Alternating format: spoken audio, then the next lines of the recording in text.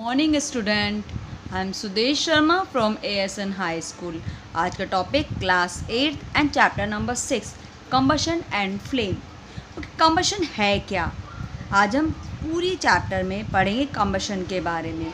Right, आपने घर में बहुत सारे फ्यूल देखे हैं। अपने घरों में भी हम LPG यूज़ करते हैं, बाइक्स में गाड़ी में, 4 व्हीलर्स में हम CNG का यूज़ करते हैं, पेट्रोल, डीजल, कोयले के बारे में बहुत चीज़ों के बारे में आपने ऐसे मटेरियल के बारे में सुना हुआ है जो कि हीटअप करने पर लाइट और एनर्जी देते हैं। आज हम उन्हीं सबस्टांस के बारे में बात करेंगे। ओके, फर्स्ट ऑफ ऑल हमारा टॉपिक होता है कि कंबशन है क्या। फ्यूल के बारे में कंबशन है क्या? एक्चुअली एक ऐसा केमिकल प्रोसेस इन विच जिसमें एक सबस्टांस रिएक्ट विद ऑक्सीजन। हम सबको पता है किसी भी चीज़ को बर्न होने के लिए किसकी चीज़ की नीड होती है? ऑक्सीजन की नीड होती है। विदाउट ऑक्सीजन कोई भी चीज़ बर्न नहीं हो सकती। तभी तो जंगल में आग बहुत जल्दी से फैलती है, because of the more amount of oxygen in the atmosphere. Okay, a chemical process in which substance react with oxygen से रिएक्शन करके टू गिव ऑफ हीट, और हीट को प्रोड्यूस करते हैं। This process is called combustion. और ऐसे substance जो कि जिनमें कंबशन पाया जाता है, जो कि एयर से रिएक्शन करके या ऑक्सीजन से रिएक्शन करके हीट प्रोड्यूस करते हैं, ऐसे सबस्टांस को कहते हैं कंबस्टिबल। और इसी का दूसरा नाम होता है फ्यूल मीन ईंधन। यस, ऐसे सबस्टांस जो ऑक्सीजन से रिएक्शन करके हीट को प्रोवाइड कराते हैं वो कहलाते हैं कंबस्टिबल या फिर फ्यूल, और ये प्रोसेस कहलाता है combustion. This is the combustion. Okay, बहुत सारे ऐसे प्रोसेस आपने सुने हैं ना। Coal it's also a fuel. Coal, petrol, wood, charcoal, natural gas, CNG, compressed natural gas, everywhere they are fuels. Okay, clear. और आप क्या कर सकते हैं, घर पे छोटा सा एक एक्सपेरिमेंट भी कर सकते हैं। कंबस्टिबल है, नॉन कंबस्टिबल को अलग अलग करें। जैसे वुड क्या है? कंबस्टिबल है, यस। पेपर भी कंबस्टिबल, ज़्यादा हीटअप किया तुरंत बर्न होने लगता है, हीट देता है। आयरन ऑयल क्या कंबस्टिबल है? No, this is the non combustible. Kerosene oil क्या है? कंबस्टिबल है। स्टोन का piece, this is non combustible. इस टाइप से चार्ट घर पे बहुत सारे मटेरियल का बना सकते हैं। ओके, चलिए इसके बाद है you know that with combustion के लिए एयर इज़ नेसेसरी। एयर बहुत ज़्यादा ज़रूरी है। इसे एक एक्सपेरिमेंट के थ्रू भी हम दिखा सकते हैं। एक्चुअली हम क्या लेते हैं, पहले एक फ्लास्क या एक कांच का ग्लास ले लिया, उसके अंदर कैंडल को बर्न करते, नीचे थोड़ी सी ये वुड के पीसेस लगा दी ताकि एयर इस ग्लास के अंदर आ सके। देन जब तक एयर अंदर आ रही है, बीच में गैप है, तब तक ही हमारी कैंडल बर्न होती रहती है। जैसे ही हम उसको वुड के पीसेस को हटा के एकदम ब्लॉक कर देते ताकि एयर अंदर ना जा पाए, तो तभी कैंडल बुझ जाती है। इट्स मीन बर्निंग के लिए एयर का होना नेसेसरी है। Then we find combustion air is necessary, बहुत ज़रूरी है। Candle burn freely in case when air enter the chimney for below. Case B में does not enter the chimney. Then flame flickers and produce smoke. Yes, flame flickers मतलब आग बुझ जाती है और स्मोक निकलने लगता है। चलिए, अब इसके बाद आपने कभी सुना है ऐसे अगर किसी पर्सन को किसी कारण से आग लग जाती है, उसे कपड़ों में कैचेस फायर, उसे क्लॉथ में कैचेस फायर, तो उसे क्या करते हैं, एक ब्लैंकेट से उसको कवर कर देते हैं। वाई? इसका कारण क्या है? इसका रीज़न ये है, एक्चुअली क्या है, बर्न किसी भी चीज़ को बर्न होने के, कपड़ों में जैसे आग लग जाती है तो बर्न होने के लिए ऑक्सीजन की नीड है। कंबल क्या होता है? It is the poor conductor of electricity या हीट। ये कहते हैं कंबल को लपेटने से जो पर्सन के कपड़ों और एयर के जो बीच का कांटेक्ट है वो ख़त्म हो जाता है। क्या करते हैं, ब्लैंकेट से एयर का कांटेक्ट और कपड़े के बीच कांटेक्ट ख़त्म हो जाता है, इसलिए धीरे धीरे आग क्या है, बुझ जाती है। Okay, that's clear.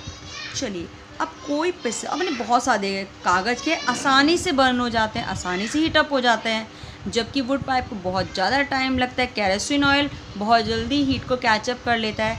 मीन कोई ना कोई प्रॉपर्टी है इन मटेरियल्स की। Yes, this is called ignition temperature. The lowest वो छोटे से कम टेम्परेचर एट विच जिस पे एक सबस्टांस कैचेस फायर में आग लग जाती है या फायर को कैच कर लेता है, it's a called ignition temperature. अलग अलग सबस्टांस का इग्निशन टेम्परेचर अलग अलग होता है। सपोज दैट क्वेश्चन किया जाए पेपर और वुड किसका इग्निशन टेम्परेचर ज़्यादा होगा, सर दैट्स वुड क्या है, बहुत देर बाद उसमें कैचेस फायर को कैच करता है, इट्स मीन उसका इग्निशन टेम्परेचर ज़्यादा होता है। और केरोसिन ऑयल का बहुत कम होता है, आसानी से फायर को कैच कर लेता है, आग लग जाती है। राइट देन ओके, हमने देखा कि combustible substance can not fire और burn.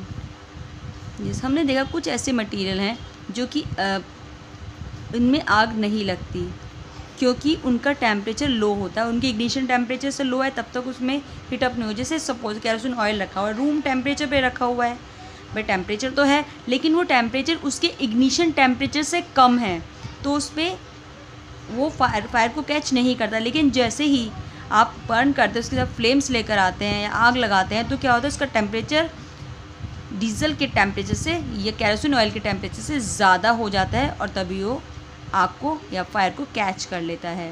Okay, have you seen cooking, जैसे कुकिंग ऑयल को फ्राइंग पैन में डालते तो क्या होता है, स्टार्टिंग में तो कुछ नहीं होता, लेकिन जैसे स्टोव को बर्न करते हैं तो धीरे धीरे उसमें आग लग जाती है क्योंकि उसका इग्निशन टेम्परेचर केरोसिन ऑयल के इग्निशन टेम्परेचर से ज़्यादा हो जाता है। ओके, चलिए नेक्स्ट टॉपिक है,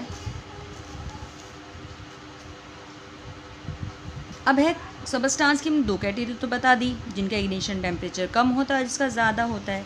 देन वो सबस्टांस जिनका टेम्परेचर इग्निशन टेम्परेचर बहुत लो होता है, बहुत कम होता है, मतलब आसानी से थोड़ा सा हीटअप करने पर तुरंत ही हीटअप होकर बर्न होने लगते हैं, ऐसे सबस्टांस को कहा जाता है इनफ्लेमेबल सबस्टांस, जो लो इग्निशन टेम्परेचर होता है और कैचेस फायर, आग को पकड़ लेते हैं आसानी से और एक फ्लेम के साथ जलते हैं। फ्लेम मतलब लॉ के साथ जलते हैं, जैसे कि हमारी कैंडल नहीं है, उसके ऊपर एक फ्लेम होती है, जलते उन्हें कहते हैं इनफ्लेमेबल सबस्टांस। जैसे कि हमारे घर में LPG is a most suitable example. हमारे घर में तो जब हम आग को छोटे से लाइटर से फ्लिक करते हैं तो तुरंत फ्लेम निकलती है। Yes, clear that? Okay,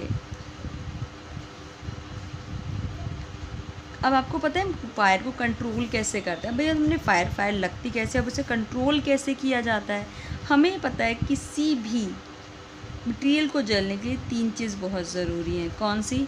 oxygen बहुत ज़रूरी है, ठीक है। अगर जैसे फायर ब्रिगेड है, वो क्या करती है, जैसे बात आती है तो क्या करती है, वाटर पॉर कर देती है, सबस्टांस पे वाटर पॉर कर देती है, जिससे क्या है, वाटर क्या कूल कर देता है सबस्टांस, जो भी कंबस्टिबल सबस्टांस है जो बर्न हो रहा है तो कूल डाउन कर लेता है, मीन को उसके इग्निशन टेम्परेचर से डाउन में ले आता है। तो वो क्या है, वी प्रिवेंट द स्प्रेड, उसे फैलने से हम आग से बचा लेते हैं।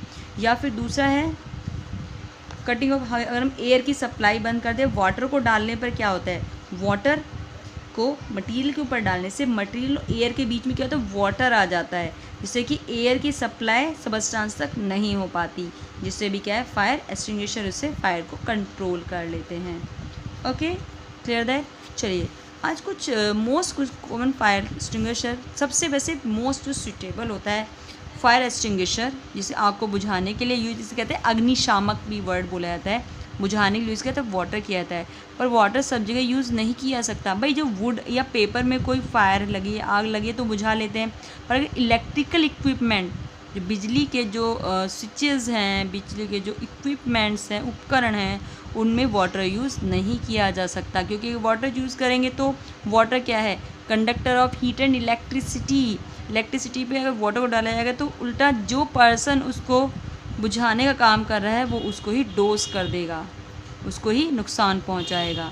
इसलिए वाटर उसके लिए सूटेबल नहीं होता, ना ऑयल के लिए और ना ही पेट्रोल के लिए सूटेबल नहीं होता। चलिए एक अनदर मटेरियल यूज़ किया जाता है, this is the carbon dioxide. Yes, petrol वगैरह आग बुझाने के लिए CO2 carbon dioxide best extinguisher वो मटेरियल है जो आग को बुझाने का काम करते हैं, क्योंकि CO2 क्या होता है, कार्बन डाइऑक्साइड CO2 ये क्या होता है, ऑक्सीजन से हैवी होता है और जो जहाँ फायर लगी है उसके सबस्टांस को ब्लैंकेट की तरह चारों ओर से कवर कर लेता है और ऑक्सीजन और मटेरियल के बीच कनेक्शन को ब्रेक कर देता है, रोक देता है, इसलिए CO2 एक बेस्ट एक्सटिंग्विशर के रूप में यूज़ किया जा सकता है। Clear? Combustion, you know.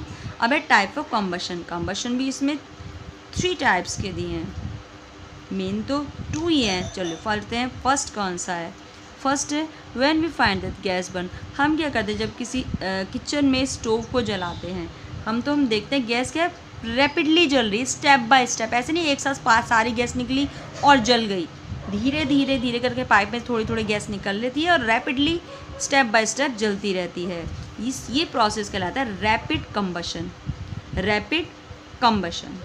Okay, जैसे सेकेंड टाइम क्या है, इस टाइप ऑफ कम्बशन इसमें क्या है, किसी भी मटेरियल को थोड़ा सा हीटअप किया वो तुरंत ही बस्ट हो जाता है। जैसे क्रैकर्स है ना, फायर क्रैकर्स बस्ट हो जाते हैं, इस टाइप से बस्ट हो जाता है फ्लेम के साथ। And without the application of any appearance cases, this is called spontaneous combustion. Rapid combustion जो स्टेप बाय रैपिडली हो रहा है, रैपिडली हीट और लाइट दे रहा है, this is the rapid combustion. पर जो अचानक एकदम सडनली बस्ट हो जाता है, कंबस्टिबल सबस्टेंस जो अचानक सडनली एकदम बस्ट हो जाते हैं बहुत सारी फ्लेम के साथ, बहुत सारे स्मोक के साथ, this is called spontaneous combustion.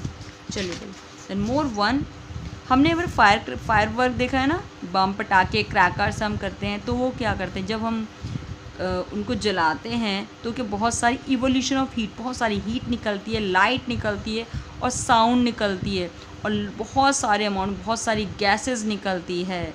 इस टाइप की रिएक्शन कहलाती है एक्सप्लोजन।